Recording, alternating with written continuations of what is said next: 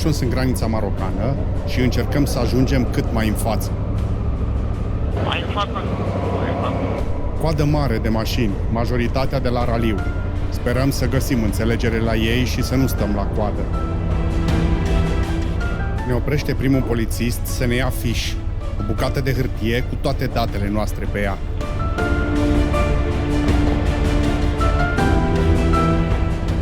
Între două mașini trebuie să intrăm. Aici?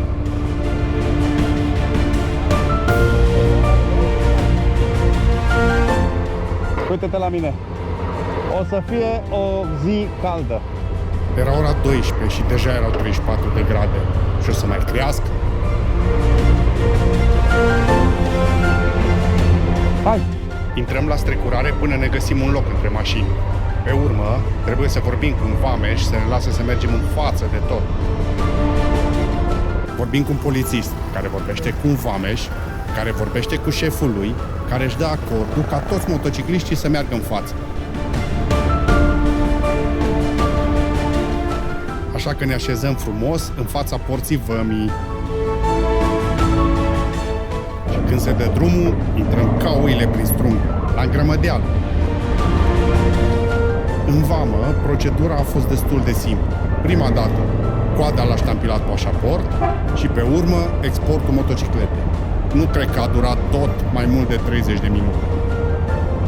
S-a simțit că eram privilegiați, pentru că a mers foarte repede în ambele locuri. Și am plecat. Intrăm în cel mai promițător no man's land. Ne așteptam să vedem epave de mașini de-a lungul drumului, drumul să fie nisipos, greu de parcurs. În loc de asta, dăm de o șosea lată și pustiu cât vezi cu ochii. Probabil că marocanii știau că venim și au făcut curat. Nu, aici intrăm în Mauritania. Nu, mergând în Mauritania. Hai că poate ăștia au ceva mai spectaculos. Da, de unde? De făcut curățenie au făcut și ei, doar că ne-au asfaltat drumul. Ne apropiem de vama Mauritania. Mi s-a spus că aici nu trebuie să oprim.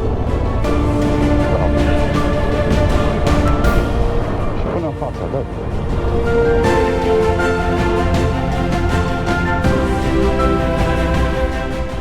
Îmi faceți să merg.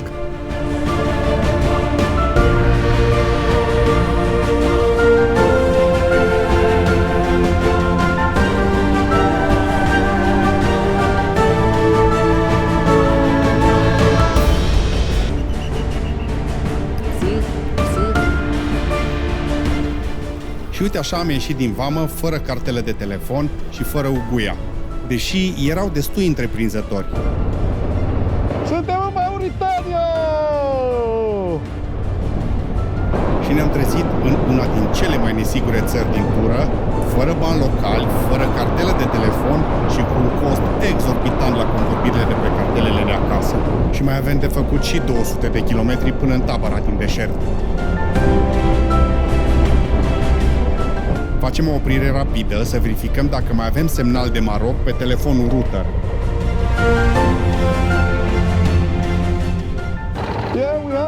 Așa că trimitem mesaje acasă că vom intra în zona fără semnal.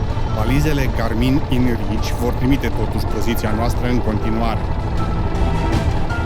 Datorită faptului că ne-am oprit, ne-au mai ajuns și alți motocicliști. Așa că deja suntem o coloană.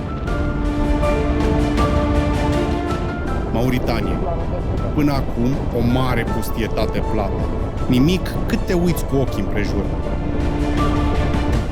Cu cât coborâm spre sud, cu atât crește temperatura. A ajuns la 39 de grade. Am încercat să merg numai cu ochelarii de soare. Nu se poate. Aerul fierbinte arde ochii. Și să nu uităm vântul. El bate într-una, fie că se vede sau nu pe filmare. Iar dacă are nisip pe aproape, îl servește ca și material de sablat motocicletă. Ne oprim să ne hidratăm din oră în oră. Nu avem Camelbag și trebuie să bem apă regulat. La una din pauzele de hidratare, oprește un băiat cu un Defender de pe vremea războiului. Pare că ne admiră, dar după o perioadă, pare că ne evaluează. Mai bine o tăiem de aici. Localitățile arată așa, fără semne de intrare sau de ieșire și nu sunt marcate pe nicio hartă.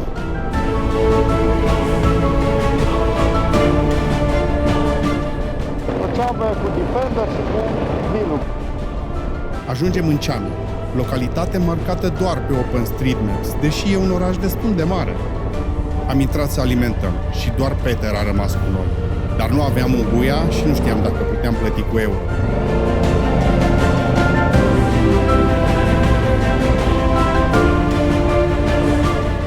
Intrăm în benzinărie și dăm de băiatul ăsta zâmbitor, care, profitând de denominarea de la ei, a vrut să-mi dea pe 20 de euro valoarea nuguia a 2 euro. Denominaj burta lui de frumos. Let's go to the camp. We have 5-liter canister. I'll give you 5-liter canister, okay? Huh? Let's go to the camp and change money there. No mercy, no mercy, no mercy. Ne întoarcem și ne uităm cu groază la nisipul din dreapta. Pe acolo ar trebui să fie drumul. Hai că o să fie cel puțin distractiv sau destructiv.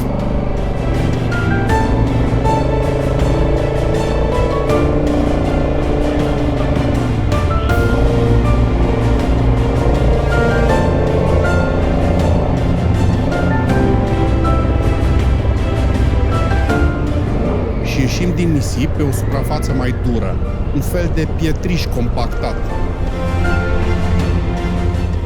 Bineînțeles, cu dansurile de rigoare. Zona compactă este întretăiată de dune de nisip cu urme de mașini pe ele, iar cauciucurile mele nu sunt foarte performante aici. Dacă așa o să fie tot să ia 12 km, n-ajungem înainte de întuneric.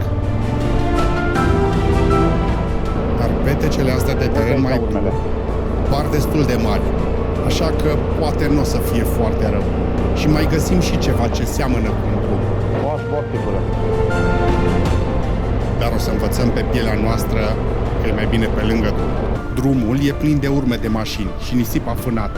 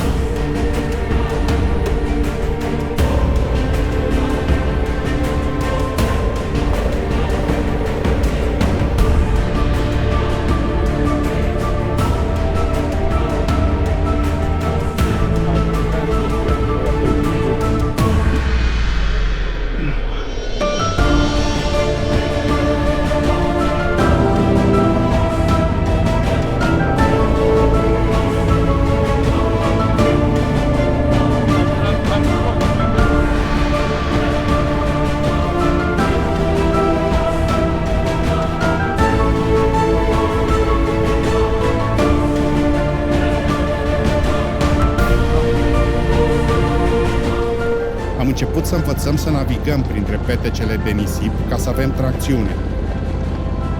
Dar câteodată nu aveam de ales și încercam doar să rămânem în picioare.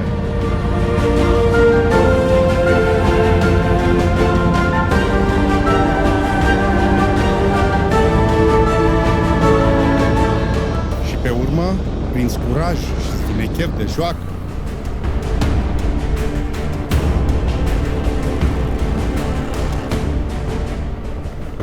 Eu zic să ții de gazul ăla.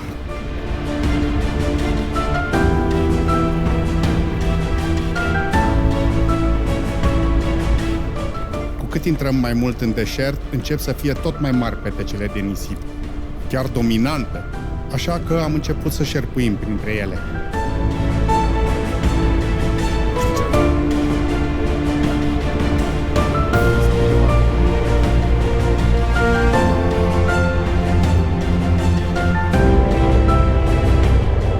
Și s-a terminat drumul pe GPS și noi nu vedeam niciun bivoac.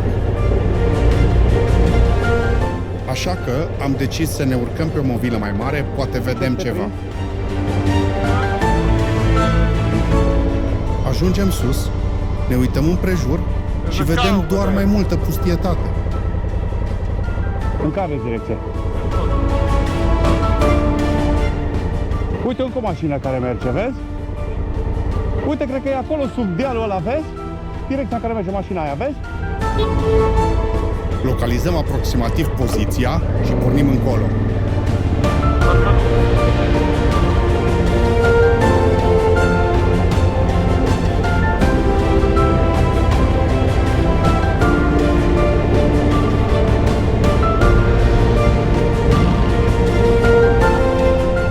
Cred că nu e acolo bivouacul, cred că acolo sunt infipți.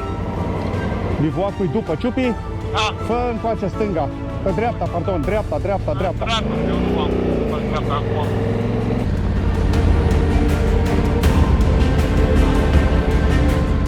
Aveam dreptate. Era după drum, dar pierduse momentul și motocicleta încetinea. Poate ies. Și am pus-o jos. Și acum e un moment bun de filmat ridicarea motocicletei din nisip. Eram destul de obosit că mai încercasem de 2 ori cu bagajele pe ea și nu am reușit. Așa că am dat jos top case-ul și rollbag-ul și o să încerc doar cu side case-urile care au greutatea mai jos.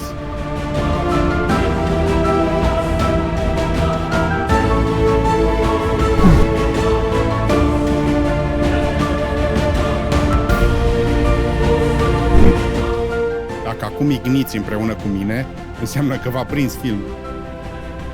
Gata, am ridicat-o, dar sunt extenuat. Între timp, Ciupi ia Duna în piept.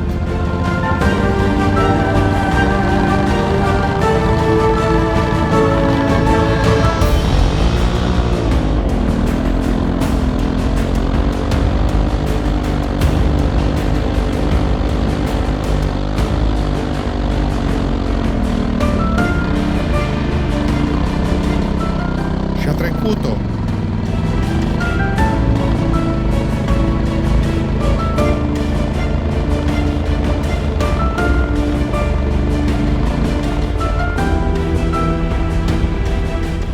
Și pleacă să caute un vrăj extenuat care își pune bagajele la loc pe motocicletă.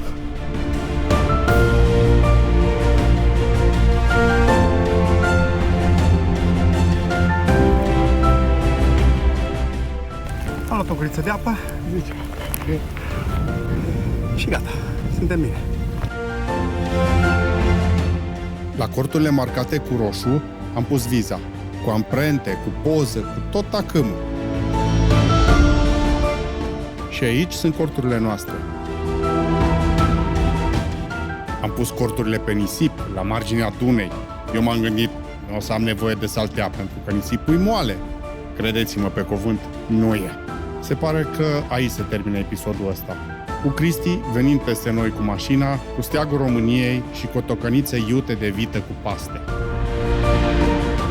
În episodul următor o să vedem și restul Mauritaniei, de la deșert, la capitală și la savana din sud.